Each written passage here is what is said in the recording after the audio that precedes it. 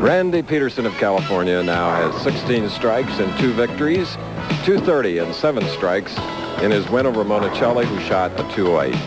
Now a man who has won twice here at Quaker State. His last win was in 1984, right here. Left-hander Hugh Miller. He's going against Randy Pedersen in our semifinal match as they continue to practice and warm up here. And our tournament leader, whom you saw last week in the Pinole Open, he was Lanes, company that loves motorsports and bowling. Here's a professional that loves both, Hugh Miller of Seattle.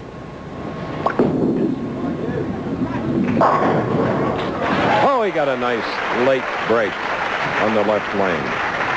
Winner in 80 and 84 right here. Watch the action on the right-hand part of your screen. The head pin will go to the sideboard, then just be shot straight across the lane and take out the 7. A great break for Hugh Miller starting the semifinal match against a hot Randy Pedersen.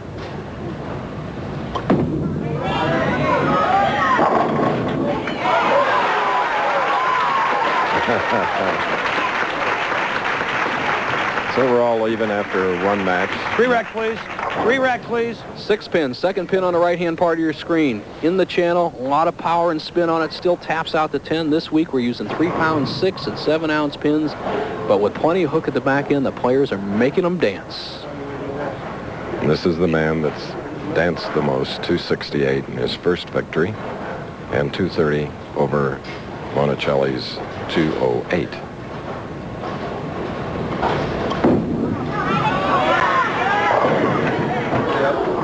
So it's a 2-sleeper 8. The 2-8, you see every day or every frame, the ball carries a little bit farther down the lane before hooking, and that's what they have to guard against. Watch the angle, still around the first arrow. Now the ball goes farther and farther down the lane before hooking. He leaves the 2-8 double wood spare. Tough shot. Something you have to guard against always in bowling today is what we call oil carry down. Watch that ball hooking less. Not too much. Okay. Waiting in the wings is tournament leader Don Janello, who likes the top seed spot. He's been very successful from there. Here's Hugh Miller now with a strike up.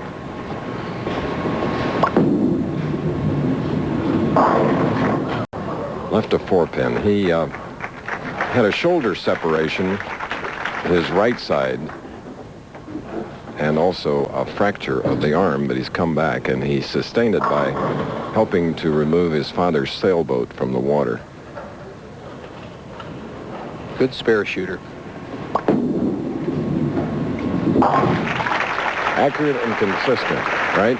Well, Chris, he never lost a game in the championship round. When he came out on the PBA Tour, his first 6 appearances on national television, he won every single game, and he had never missed a spare at that time. Then in 1986, he missed the 1-3-7-9 in Peoria, and he's missed a few spares since then, and his record has dropped to 9 wins and 6 losses, so he's just 3-6 when he's been a little bit wild.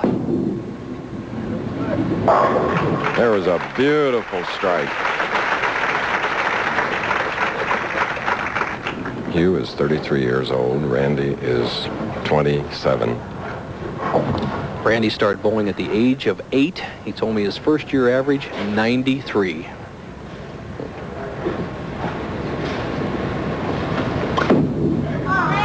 Oh, hanging precariously Stayed on the rim of the channel. Jesus. He's talking to himself and to his opponent. Watch how wide this is, almost out to the very last board. Not enough speed, drifts high. He was 16 miles an hour on that shot, and he's been 18 in previous shots when he struck. 2-time winner this afternoon, Randy Pedersen.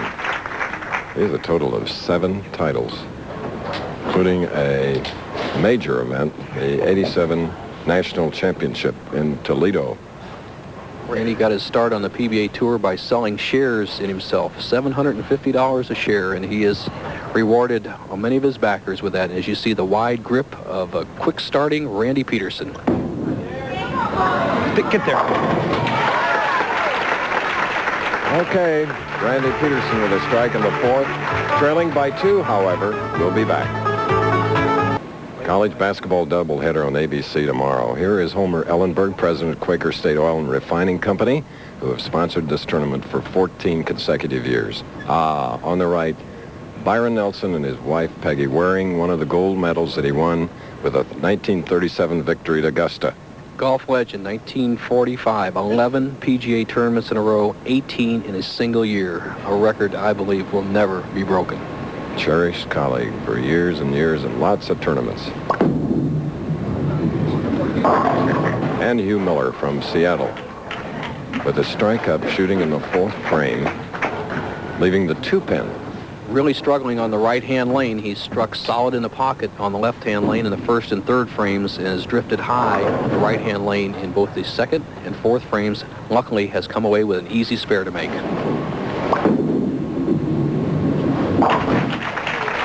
Who just joined us, Randy Pedersen defeated Tim Weisbrod of Cincinnati 268 to 156 and then eliminated Emleto Monticelli 230 to 208. Pedersen now trailing by a couple of pins as he goes against Hugh Miller. Hugh Miller, another dedicated athlete, loves to run, runs 8-10 miles a day and has completed a 26-mile marathon, so he's in top shape all the time. And any off time, he heads to Idaho and works on his grandmother's ranch, so you know that he's fit. Randy keeps in shape by driving his 944 Porsche in California.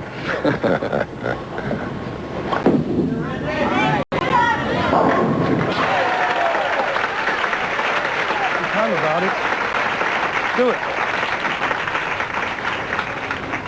Randy is mic'd. And if he can get beyond Hugh Miller and into the final game, you may hear some incessant talking. Randy Pedersen, who has opted for different color shoes simply because the left shoe was not sliding enough for him that matches that right red one. So he took the left one, which slides a little bit more, and watch the long slide. Nice and smooth. Perfect.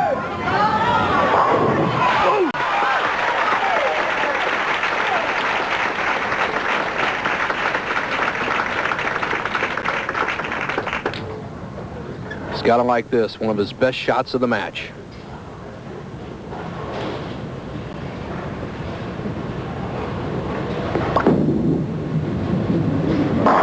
So was that by Hugh Miller. But it's Pedersen with the lead by 8 pins by virtue of 3 in a row. Key shot for Hugh Miller there, Chris, where if he had made another bad shot on the right-hand lane, he had opened up the game for Randy Pedersen. Randy not worried about what the lefty's doing. Miller can take the lead with another strike.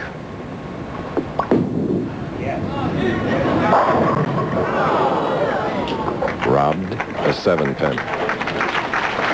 If it looks like Hugh Miller's ball is not hitting as hard as Randy Pedersen's, it's very true. Not only does he have not as much power as you see it out there on the first board as Randy Pedersen, but he's also using a plastic ball, or what we call a polyester bowling ball. And I haven't seen anybody win a pro tournament in many years with one of these little bit softer hitting balls. All right. Randy Pedersen leading Hugh Miller, the left-hander, by 9.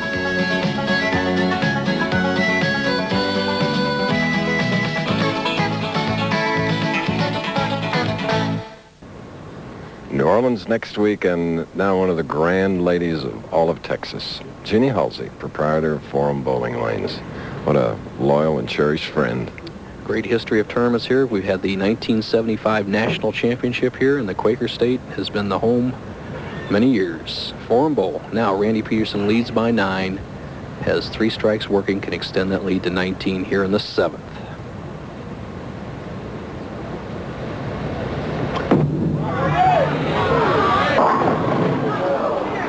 Pressing over, God. leaving a 3.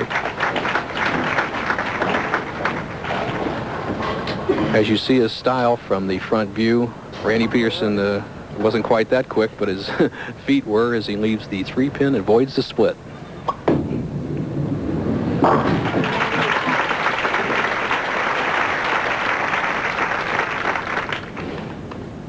You know, Chris, a player does not mind throwing the ball a little wide, trusting it, and not getting a strike, but he hates to pull the ball like Randy just did. That's very discouraging. That's one of the big killers in professional bowling, is to pull the ball high and get a split. And your tip today, follow through, fear, had a lot to do with that, and I enjoyed it. Thank you.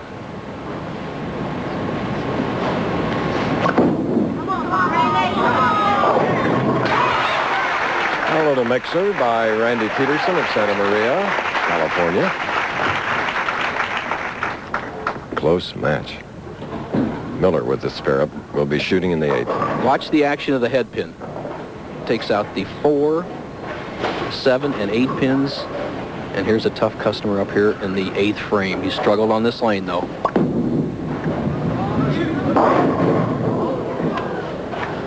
And for the left-hander, a 3 and sleeper 9.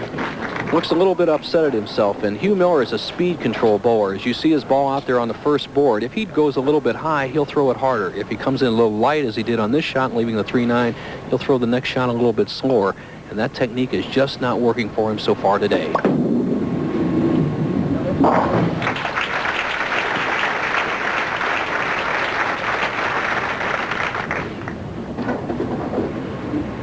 Coming up to the big 9th frame for both.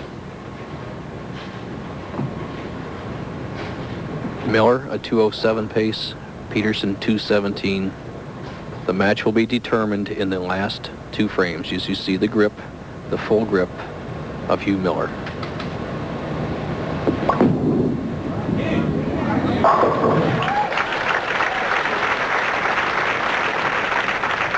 Winner today of the Quaker State, 28,000, runner-up 14.5. Thus far, Tim Weisbrod, 6,000, and Amleto Monticelli, 7. Loser of this game, 8,500. This game's going right to the 10th frame.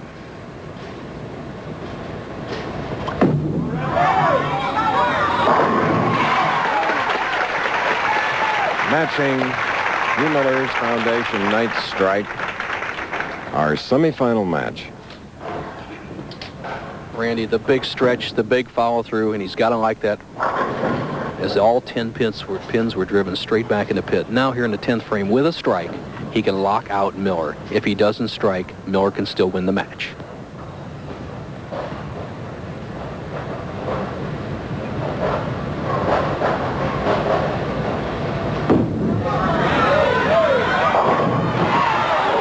No! 7. No! Boy, he threw a good shot on that lane, too, and he just left the swishing 7 pin. Now, Pedersen with a spare will be at the 226 pace. The head pin just does not quite get the 4 and 7 pins. He knows he's throwing this well.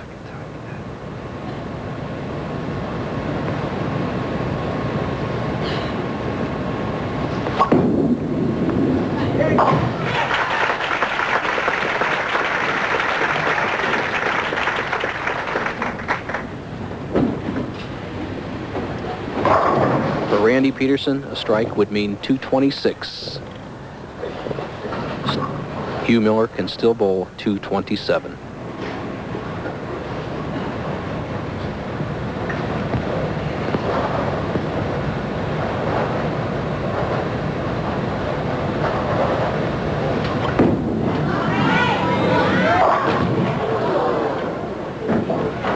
So 310 on the left lane.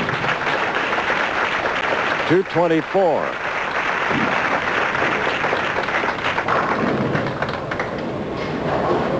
Now, Hugh Miller must strike on the next 2 balls and get an 8 count to win. He has only struck 1 time on this lane.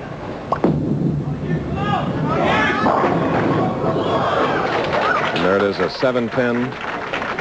So Randy Pedersen now, starting in the very first match, is 1-3, earning the right to go against Don Janello for the 28,000. ABC Sports presentation of professional bowling will be back after this message and a word from our local ABC stations.